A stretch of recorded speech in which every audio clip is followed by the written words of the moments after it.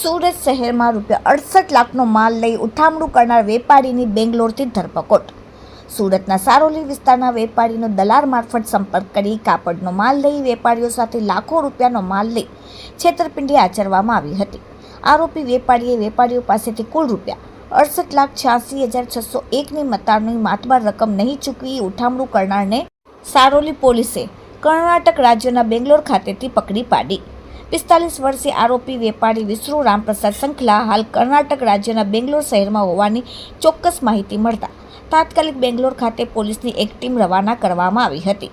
આરોપી વિષ્ણુ રામપ્રસાદ સંખલાને બેંગ્લોર ખાતેથી સારોલી પોલીસે પકડી પાડીને કાયદેસરની કાર્યવાહી હાથ ધરી।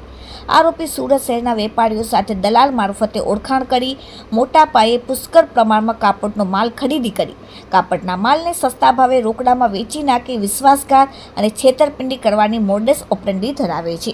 Bureau report, daily India TV, Surat.